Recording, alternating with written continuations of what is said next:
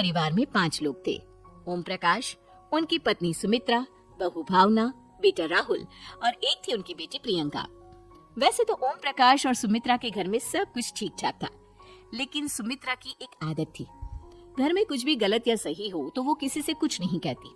और भावना स्वभाव की इतनी सीधी सादी थी कि अगर कोई उसके साथ गलत भी करता तो भी वो उसे कुछ नहीं कह पाती। इसी के चलते प्रियंका और राहुल घर में मनमानी चलाते रहते, क्योंकि घर को संभालने वाली औरतें इस तरह से रहती थी जैसे वो गूंगी और अंधी हो। माँ, मैं अपनी सहेलियों के साथ पिकनिक पर जा रही हूँ। ठीक है बेटा, चली जाओ।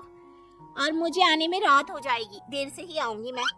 अच्छा, कोई बात नहीं बेटा। अरे भावना, तुमको एक बार में समझ में नहीं आता क्या? नाश्ते में फिर से पराठे बना के रख दिए। कितनी बार तुमसे कहा है कि मेरे लिए ढंग का नाश्ता बनाया करो। ठीक है जी, आगे से ध्यान रखूंगी। अरे ये बहू से किस तरह से बात कर रहे हो तुम राहुल? अरे तो और क्या करूं पापा, इसको कहीं बात एक बार में समझ में ही नहीं आती। सुमित्रा, तुम अपनी बेटी को समझाती क्यों नहीं? बहू से बात करने का ये क्या तरीका है? अरे जिसकी जैसी मर्जी आए करो, मुझे क्या। भावना बेटा, तुम भी तो कभी कुछ कहा करो। इस तरह क्यों सबकी बातें सुनती रहती हो? कोई बात नहीं पापा जी, सब ठीक है। रात को काफी देर तक प्रियंका घर नहीं आती और जब वापस लौट कर आती है तो एक लड़की के साथ बाइक पर बैठकर। सुमित्रा और भावना दोनों ही प्रियंका को लड़की के साथ देख लेते हैं।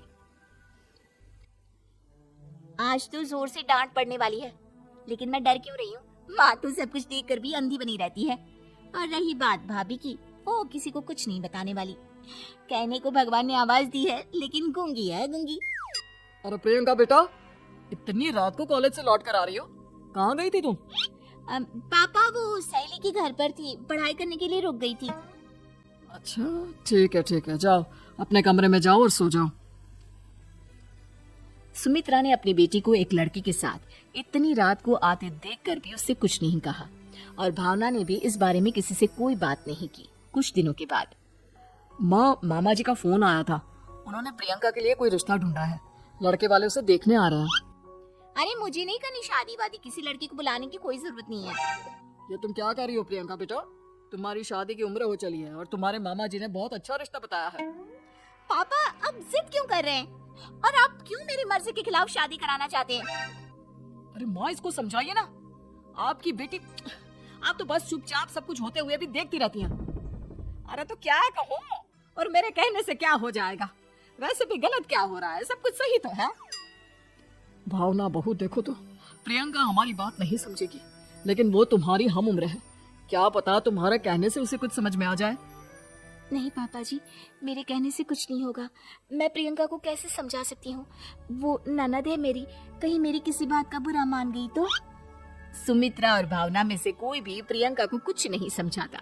इस बात से राहुल और ओम प्रकाश जी दोनों ही परेशान हो जाते हैं। और फिर जब लड़का प्रियंका को देखने के लिए आता है, मुझे आपकी बेटी बहुत पसंद है, मैं उसके साथ शादी करने के लिए तैयार हूँ। देखो, मुझे तुमसे शादी नहीं करनी, और ये बात जितनी जल्दी समझ में आ जाए अच्छा रहेगा। अरे तो फिर आप लोगों ने मुझे यहाँ बुलाया ही क्यों? माफ कर दो बेटा, वो हमारी बेटी जरा गुस्से में है, हम उसे समझाने की कोशिश करते हैं। हाँ, देखिए आप नाराज मत होइए, वो तो उसने बस ऐसे ही कह दिया होगा। अरे कोई ऐसे ही कुछ कहता है क्या? और ये आपकी पत्नी और माँ, ये दोनों इस तरह चुपचाप क्यों बैठे हैं, जैसे इस घर के मेंबर ही ना हो? आपके घर में सब कुछ ठीक तो है ना? अरे सब कुछ ठीक है बेटा। सुमित्रा, समझाओ ना अपनी बेटी को। अरे क्या समझाऊं, क्या होगा समझाने से? सब ठीक ही तो हो रहा है, गलत क्या हो रहा है? भावना, प्रियंका को अंदर लेकर जाओ और उससे समझाओ कि कितना अच्छा रिश्ता है। इतना अच्छा लड़का है, इस तरह से बिहेव ना करे। नहीं जी, मैं किसी से कुछ नहीं कह सकती जी। अरे अजीब परिवार है, मुझे तो यहाँ से निकलना पड़ेगा। इस तरह से तो आपकी बेटी की शादी किसी से नहीं हो सकती। जिसके घर की औरतें गूंगी और अंधी बनकर बैठ जाए, उस घर का कुछ नहीं हो सकता। ओम प्रकाश और राहुल सुमित्रा और भावना की हरकतों की वजह से बहुत परेशान हो जाते हैं। एक दिन वो दोनों आपस में बात करते हैं। पापा, समझ में नहीं आता कि भावना और माँ को कैसे समझाया जाए। सही कहते हो बेटा, तुम और मैं काम के सिलसिले में सारा दिन घर के बाहर रहते हैं और घर की दोनों औरतें जिन्हें सारा घर संभालना चाहिए गूंगी और अंधी बनकर बैठी हैं। पापा आप ही बताइए इसका क्या उपाय है? मेरे तो कुछ समझ में नहीं आता बेटा, लेकिन हमें कुछ तो करना पड़ेगा, क्योंकि इन सब की वजह से प्रियंका बहुत ज्यादा बिगड़ती जा रही है। तुमने देखा उसे किस तरह से बिहेव किया था। अरे लेकिन पापा हम करेंगे क्या? हमें एक नाटक करना होगा। कुछ दिनों के लिए हम भी गूंगे और बहरे बन जाते हैं, उसके बाद इन दोनों औरतों को अकल आएगी। हाँ पापा, शायद आपकी बात ठीक है। हम दोनों हर बार बात को संभाल लेते हैं और इसी वजह से माँ और भावना कुछ भी करने की कोशिश ही नहीं करते। और फिर अगले दिन, भावना नाश्ते में क्या बनाया है? जी पराठे बनाए हैं। मेरे लिए पोहा बना दो। अच्छा जी ठीक है, अभी बना देती हूँ जी। बहू नाश्ते में क्या बनाया है? पापा जी पराठे हैं और पोहे बन रहे हैं। अरे बहू, मुझे तो उपमा खाने का मन था, मेरे लिए उपमा बना दो। ठीक है पापा जी, अभी बना देती हूँ। भाभी जल्दी से जरा मेरा कॉलेज के टिफिन तो पैक कर देना। और सुनो, मुझे ना भिंडी की सब्जी खाने का मन है। सुमित्रा चुपचाप बैठी बैठी सब कुछ देख रही थी। उसने किसी से कुछ भी नहीं कहा और ये देखकर भावना को मन ही मन गुस्सा आ रहा था, लेकिन वो किसी से कुछ नहीं कह रही थी। उसे लग रहा था कि ओम प्रकाश जी जो हमेशा उसकी साइड लेते थे वो भी आज चुपचाप बैठे हुए थे। शाम के वक्त प्रियंका अपने बहुत सारे दोस्तों को लेकर घर आती है और उधर दूसरी तरफ से राहुल भी अपने ऑफिस के दोस्तों को लेकर घर आ जाता है। प्रियंका अपने कमरे में तेज म्यूजिक चलाकर डांस करती है और राहुल अपने दोस्तों के साथ बैठकर जोर जोर से हंस रहा था। प्रियंका और राहुल मिलकर पूरे घर को अस्त व्यस्त कर देते हैं, लेकिन भावना उनसे कोई शिकायत नहीं करती और सुमित्रा जी भी चुपचाप बैठी रहती है। लेकिन भावना और सुमित्रा के अंदर का गुस्सा धीरे धीरे बढ़ रहा था। फिर रात को ओम प्रकाश और राहुल एक दूसरे से बातें करते हैं। पापा, हमने इतना कुछ किया फिर भी भावना कुछ बोलती ही नहीं और माँ भी कुछ गलत करने से किसी को रोकती ही नहीं।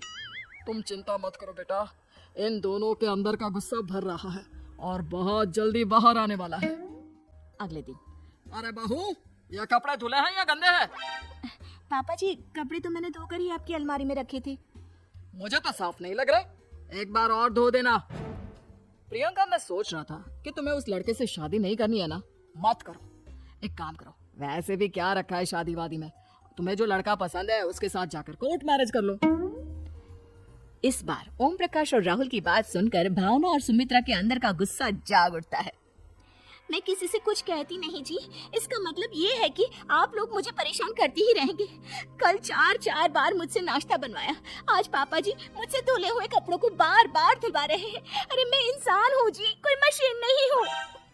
तुम दोनों ने मिलकर इस घर की कैसी हालत बना दी है और अपनी बहन को भागकर शादी करने के लिए कह रहे हो। तुम भाई हो या दुश्मन? ओम प्रकाश और राहुल जोर जोर से हंसने लगते हैं। अरे इसमें हंसने की क्या बात है?